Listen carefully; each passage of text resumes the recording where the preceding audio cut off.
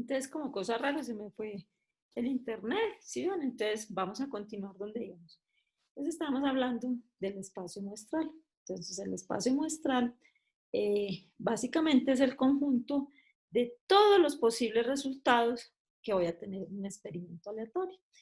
Entonces, estábamos diciendo, acuérdense, que hablábamos de un experimento y que ese experimento era aleatorio cuando nosotros teníamos unos resultados.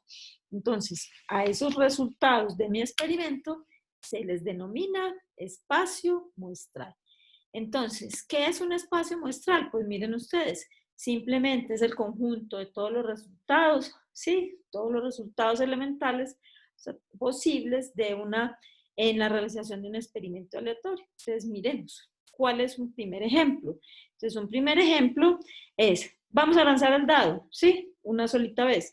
Entonces, ¿cuál sería el espacio muestral? Pues simplemente decimos, miren, el espacio muestral se denota con ese.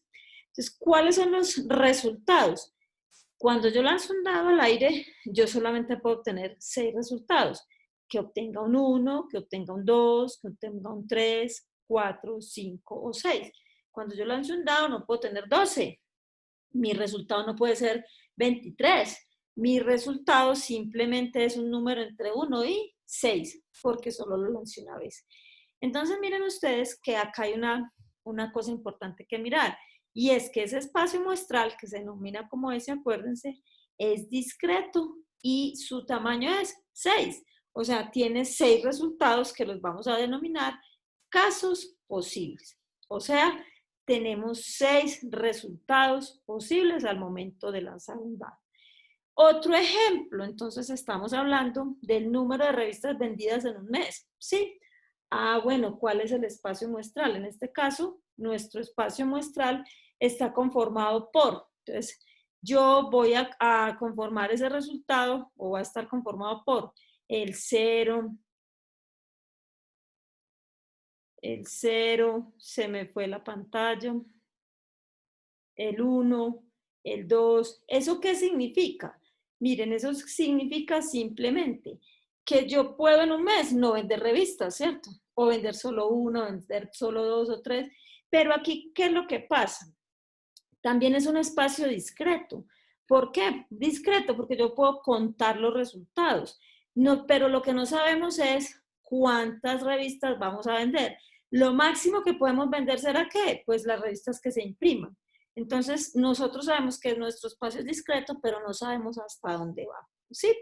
Y por último, miren ustedes, si yo estoy considerando el tiempo que dura un cortometraje, entonces, ¿cuál será el espacio muestral? Pues aquí ese es un espacio continuo, es decir, el tiempo nosotros no sabemos cuánto durará. Entonces, ¿cuál es la probabilidad de que un cortometraje dure 5 minutos?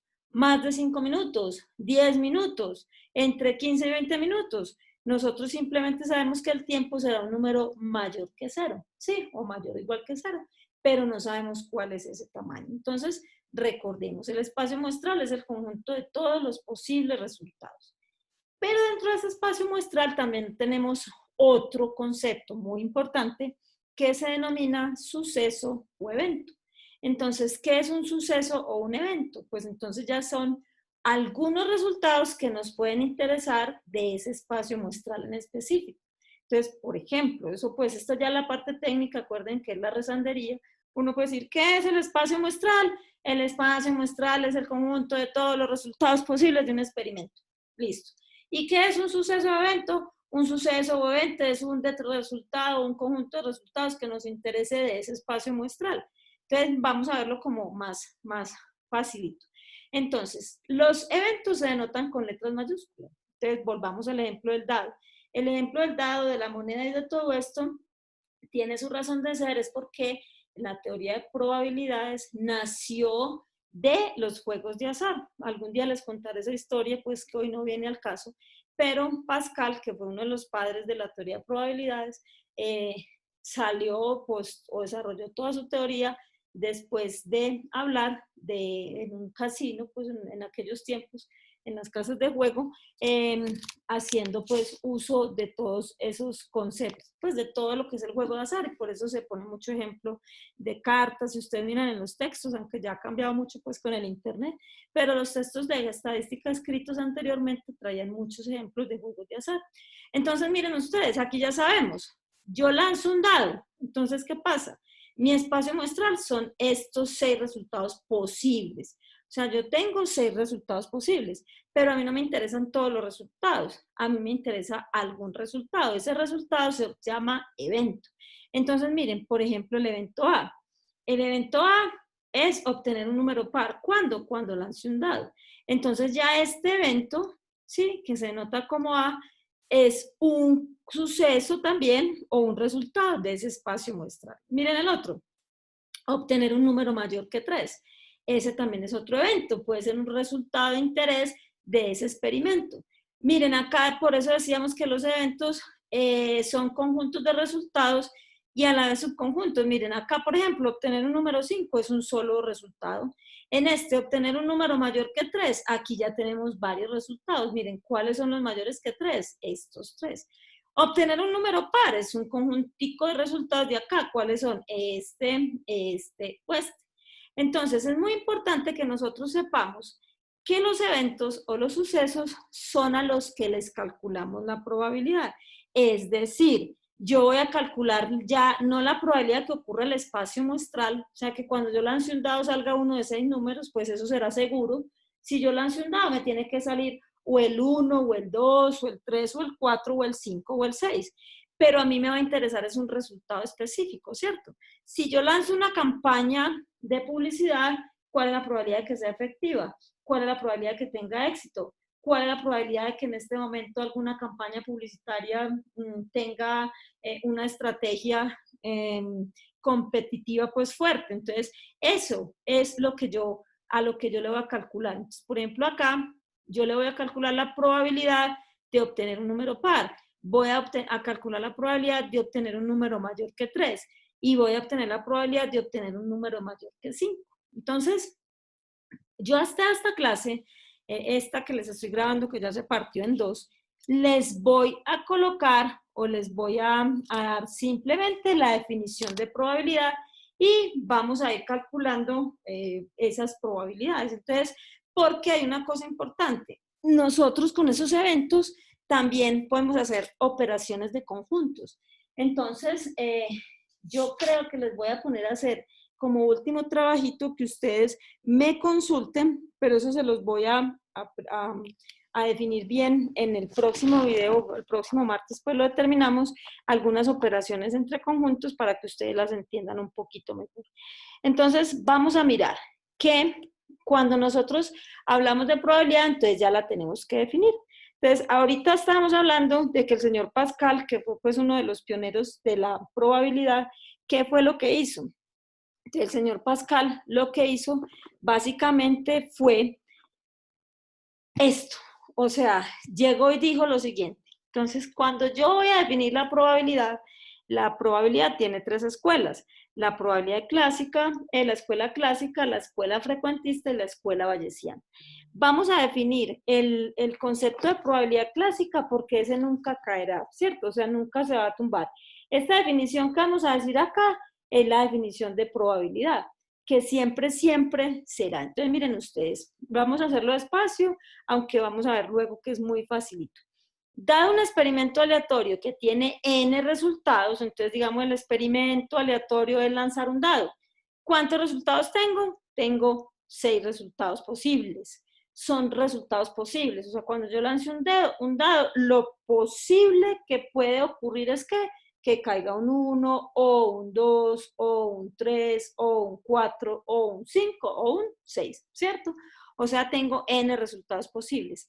Y una característica A, que la tienen m de esos n resultados. Entonces, por ejemplo, la característica es un número par. Entonces, ¿cuántos de estos elementos tienen la característica de ser un número par? Pues esos son 3. Entonces, ¿Cómo calculo yo la probabilidad de que ocurra A? O sea, la probabilidad de obtener un número par, pues simplemente voy a hacer esta división. O sea, voy a decir que la probabilidad de obtener un número par cuando lanzo un dado está dado por esta definición. Cojo los casos favorables y los divido entre los casos posibles. Es decir, la probabilidad en nuestro ejemplo de obtener un número par es ¿cuál?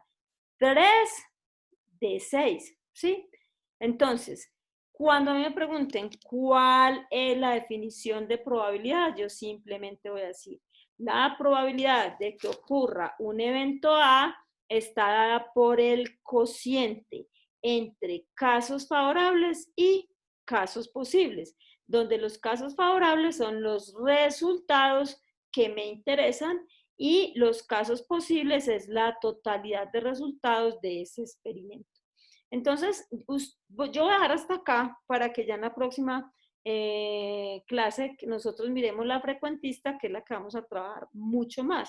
Pero solamente vamos a trabajar el ejemplo, el concepto de probabilidad. Entonces, les voy a dejar estos 3 ejercicios, que ustedes me calculen cuál es la probabilidad de obtener un número par al lanzar un dado, cuál es la probabilidad de obtener un número mayor que 3, cuál es la probabilidad de obtener un 5 y saquen otros 3 eventos de ese experimento y les calculan la probabilidad. Entonces, miren ustedes que lo que estábamos diciendo que les iba a repetir 500 millones de veces. No alcanzamos tanto. Pero miren, ¿por qué la probabilidad es un número entre 0 y 1? Pues porque ustedes se dan cuenta, jamás el contar casos favorables será un número negativo. O sea, yo no puedo decir que hay menos 3 resultados posibles, ¿sí o no? Ni favorables. Y lo mismo, los casos favorables nunca van a ser más grandes que los casos posibles. Es decir, esta división jamás será mayor que 1. Entonces, ya eso es pues como por lógica que ustedes lo tengan en cuenta, porque a todos los grupos que han pasado por mis manos, siempre les he dicho, usted puede hacer un trabajo excelente, pero si usted, o sea, me refiero a la parte de procedimiento, muy juicioso, hizo todos sus trabajos que me han enviado, son muy organizados, muy bonitos, con el lapicerito rojo, todo, y al final la probabilidad le da 1.2, ¿cuánto saca? Saca 0. ¿Por qué? Porque no tiene claro el concepto de probabilidad. Igual, hizo todo el procedimiento muy bonito, pero la probabilidad le dio menos 0.3. ¿Cuánto saca? Saca 0, porque no ha entendido el concepto de probabilidad. El concepto de probabilidad viene dado por el cociente entre casos favorables y casos posibles. Por lo tanto, nunca me puede dar un número negativo ni me puede dar un número mayor que 1. Entonces, vamos a dejar esta que sería la clasecita que del sábado, es que el sábado, del, del martes, para que entendamos el concepto de probabilidad. Y yo creo que el domingo voy a grabar la otra clase que continuamos y les hago un tablerito de ejemplos y demás en caso tal de que volvamos a tener problemas para el martes. Y les digo de una vez la tareita que podemos entregar por ahí para el próximo viernes o el próximo sábado, que sería ya la última, y quedamos listicos para calificar y nos quedaría la última semana de julio para hacer una actividad de recuperación. Y me voy a poner a calificar ya, pues a seguir calificando en este momento para enviarles sus notitas. Entonces, espero que pasen una muy buena noche, un muy buen fin de semana y estaremos en el chat pendiente de todo lo que ustedes necesiten. Muchas gracias, estoy pendiente de todos ustedes. Un abrazo.